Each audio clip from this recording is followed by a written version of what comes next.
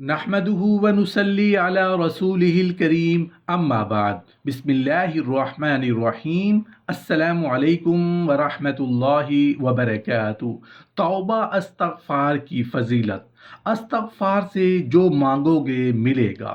استغفار کتنی پاورفل دعا ہے۔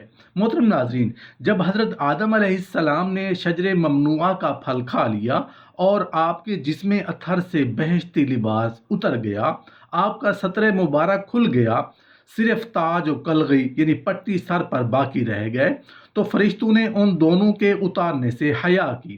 تو اس وقت حضرت جبرائیل علیہ السلام آئے اور انہوں نے آپ کے سر مبارک سے تاج اور پیشانی سے پٹی کو اتار لیا، اور پھر آپ کو اور حضرت حوا علیہ السلام کو حکم ہوا کہ تم اور حوا میرے قرب میں نہیں رہ سکتے۔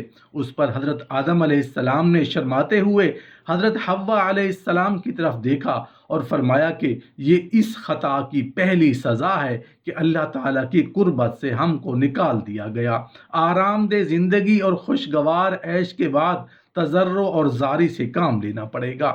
حضرت آدم علیہ السلام اور حضرت حوا علیہ السلام کو اپنی خطا پر بہت زیادہ ندامت و پشیمانی ہوئی۔ اللہ تعالیٰ نے دونوں کو جنت سے نکال کر زمین پر بھیج دیا۔ روایات میں آتا ہے کہ جنت سے زمین پر آنے کے بعد حضرت آدم علیہ السلام 300 سال تک گریہ و زاری میں مشغول رہے، یہاں تک کہ اللہ تعالیٰ نے قبول توبہ کی بشارت عطا فرمائی۔ حضرت حسن بن علی رضی اللہ تعالیٰ عنہ سے مروی ہے کہ جب اللہ تعالیٰ نے حضرت آدم علیہ السلام کی توبہ قبول فرمائی تو فرشتوں نے انہیں مبارکباد پیش کی۔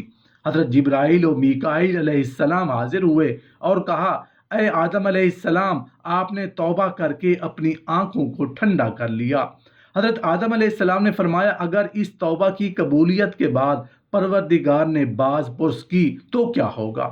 اللہ تعالیٰ نے حضرت آدم علیہ السلام پر وحی نازل فرمائی کہ اے آدم علیہ السلام، آپ نے اپنی اولاد کو محنت اور دکھ تکلیف کا وارث بنایا اور ہم نے انہیں توبہ بخشی۔ جو بھی مجھے پکارے گا میں آپ کی طرح اس کی پکار کو بھی سنوں گا۔ جو مجھ سے مغفرت کا سوال کرے گا میں اسے نا امید نہیں کروں گا، کیونکہ میں قریب ہوں، دعاؤں کا قبول کرنے والا ہوں۔ میں توبہ کرنے والوں کو ان کی قبروں سے اس طرح اٹھاؤں گا کہ وہ ہنستے مسکراتے ان کی دعائیں مقبول ہوں گی۔ محترم ناظرین، روایات میں آتا ہے کہ حضرت موسیٰ علیہ السلام کے زمانہ میں ایک ایسا شخص تھا جو کبھی اپنی توبہ پر قائم نہیں رہتا تھا۔ وہ جب بھی توبہ کرتا اسے توڑ دیتا، یہاں تک کہ اسے اس حال میں 20 برس گزر گئے۔ اللہ رب العزت نے حضرت موسیٰ علیہ السلام کی طرف وحی کی کہ میرے اس بندے کو کہہ دو کہ میں تجھ سے سخت ناراض ہوں۔ حضرت موسیٰ علیہ السلام نے جب اس شخص کو اللہ تعالیٰ کا پیغام پہنچایا تو وہ بہت غمگین ہوا اور جنگل بیابان کی طرف نکل گیا۔ وہاں جا کر بارگاہ الہی میں عرض کی، اے رب کریم، تیری رحمت جاتی رہی یا میرے گناہوں نے تجھے دکھ دیا؟ تیری بخشش کے خزانے ختم ہو گئے یا بندوں پر تیری نگاہ کرم نہیں رہی؟ کون سا گناہ ہے جو تیرے عفو درگزر سے بڑا ہے؟ اے اللہ، تو کریم ہے، میں بخیل ہوں، کیا میرا بخل تیرے کرم پر غالب آ گیا ہے؟ اگر تو نے اپنے بندوں کو اپنی رحمت سے محروم کر دیا تو وہ کس کے دروازے پر جائیں گے؟ اے قادر مطلق، اگر تیری بخشش جاتی رہی اور میرے لیے عذاب ہی رہ گیا ہے تو تمام گنہگاروں کا عذاب مجھے دے دے، میں ان پر اپنی جان قربان کرتا ہوں۔ اللہ تعالیٰ نے حضرت موسیٰ علیہ السلام سے فرمایا، جاؤ اور میرے بندے سے کہہ دو کہ تو نے میرے کمال قدرت اور عفو درگزر کی حقیقت کو سمجھ لیا ہے۔ اگر تیرے گناہوں سے زمین پر ہو جائے تب بھی میں بخش دوں گا۔ روایات میں آتا ہے کہ بنی اسرائیل میں ایک شخص تھا جس نے مسلسل 20 برس تک اللہ تعالیٰ کی عبادت کی، پھر 20 برس گناہوں میں مبتلا رہا۔ ایک مرتبہ اس نے آئینہ دیکھا تو اسے اپنی داڑھی میں بڑھاپے کے آثار دکھائی دیے۔ وہ بہت غمگین ہوا اور بارگاہ الہی میں عرض کی، اے رب کریم، میں نے 20 برس تیری عبادت کی، پھر 20 برس گناہوں میں بسر کیے، اب اگر میں تیری طرف لوٹ آؤں تو مجھے قبول کرے گا؟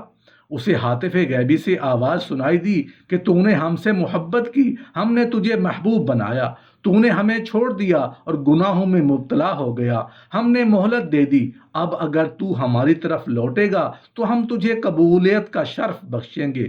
محترم ناظرین، حضرت حبیب اجمی رحمتullah علیہ رجوع اللہ ہونے سے قبل بڑے مالدار تھے۔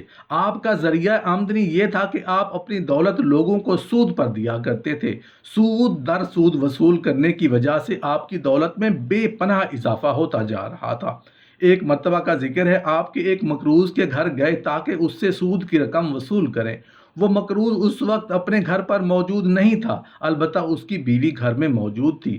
آپ نے اس سے سود کی رقم کا تقاضا کیا اور کہا کہ میں اس وقت تک ہرگز یہاں سے نہیں جاؤں گا جب تک کہ سود وصول نہ کر لوں۔ وہ عورت کہنے لگی کہ اس وقت میرا خاوند گھر پر موجود نہیں ہے اور گھر میں صرف ایک بکری ہی تھی، اس کو بھی آج چند مہمان اور بچوں کو کھلانے کی غرض سے ذبح کر دیا ہے۔ اگر تم مناسب سمجھو تو بکری کے سری پائے موجود ہیں، وہ تم کو دے دوں۔